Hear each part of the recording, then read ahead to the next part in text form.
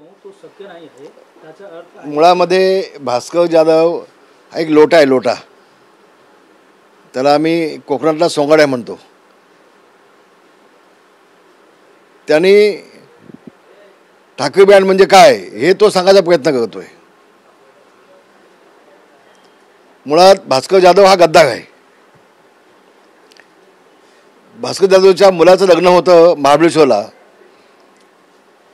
तिथे शरद पवार साहेबांच्या पायावर डोकं ठेवून, साहेब मी चूक केली तुम्हाला सोडून, आणि ढसा असा रडत होता. आता देखील 1 महिन्याच्या आधी भास्कर जाधवनी स्टेटमेंट दिली आहे, महाराष्ट्रानं पाहिलं की शरद पवार साहेबांना सोडून मी चूक केली. मग तू नेमका आहेस कुणाचा? शरद पवार साहेबांचा आहेस की ठाकरेंचा आहेस? तर हे बाटग्यांनी सांगायला पाहिजे ना.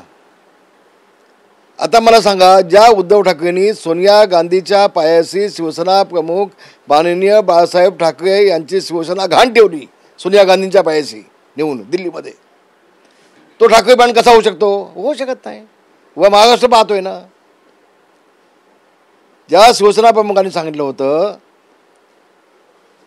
ज्या दिवशी मला काँग्रेससोबत जाण्याची वेळ येईल त्या दिवशी शिवसेना नावाचं माझं दुकान मी बंद करून टाकेल.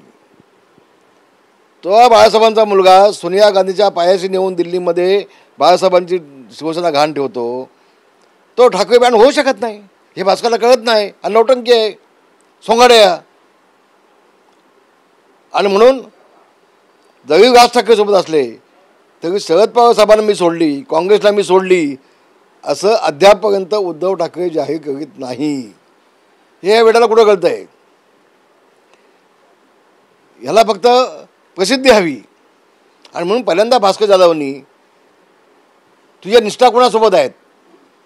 शरद पवारांच्या पायाशी आहेत की ठाकरेंच्या पायाशी? ते एकदा स्पष्ट होणं आवश्यक आहे, गरजेचं आहे असं मला वाटतं. धन्यवाद. जय महाराष्ट्र. ठाकरे जर मुंबई महानगरपालिकेच्या निवडणूक एकत्र आले, काही फरक पडणार नाही. काही फरक पडणार नाही. याच ठाकरेंनी, या उद्धव ठाकरेंनी माझा मराठी माणूस, 25 वर्ष त्यांच्या हातामध्ये महानगरपालिका होती, माझा मराठी माणूस हा कल्याण, डोंबिवली, उल्हासनगर आणि नालासोपाराला पाठवला आहे. जिथं गिरण्या होत्या तिथं 40-40 माळ्याच्या आता बिल्डिंग उभ्या आहेत, त्यामध्ये मराठी माणूस नाही आहे. आणि म्हणून मराठी माणूस ह्या मुंबईच्या बाहेर हद्दपार करण्याचं पाप ज्या उद्धव ठाकरेंनी केलं, तो मराठी माणूस उद्धव ठाकरेला कदापि मतदान करणार नाही, कदापि करणार नाही. माझा पूर्ण विश्वास आहे.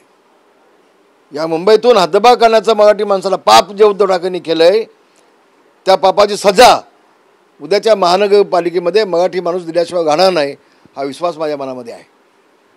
धन्यवाद.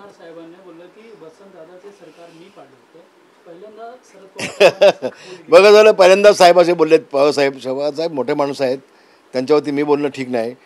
पण आता ज्यावेळेला पवारसाहेबच म्हणतात की मी दादांचं सरकार पाडलं, वसंतदादांचं, त्यावेळेला आता त्यांचे शिष्य, परमशिष्य संजय राऊत साहेब, त्याने आता गद्दार एकनाथ शिंदेला म्हणायचं का, असा प्रश्न उभा राहतोय. आता कालपर्यंत एकनाथ शिंदे गद्दार म्हणत होते, आता शरद पवार साहेब गद्दार आहेत असं ते म्हणू शकतील का? संजय राऊत नाही म्हणू शकणार.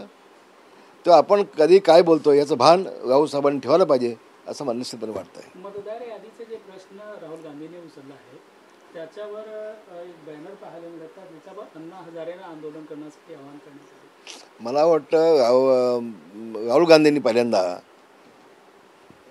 माननीय न्यायाधीश, माननीय न्यायालय हे ॲफिडेविट मागतंय, ते मला द्यावं ना. मी लोकसभेत बोललो आहे, लोकसभाचा नियम वेगळा आहे, ते संरक्षण असतं. पण इथं तुम्ही ॲफिडेविट देऊन तुम्ही बोला ना, हिंमत असेल तर का देत नाही ॲफिडेविट? आणि म्हणून तिथं कुठंतरी काहीतरी गडबड आहे का? आतापर्यंत राहुल गांधींनी जे वक्तव्य केलं आहे ते त्यांना मागे घ्यायला लागले. यावर देखील त्यांची अशी वेळ येणार आहे. धन्यवाद. जय हिंद, जय महाराष्ट्र.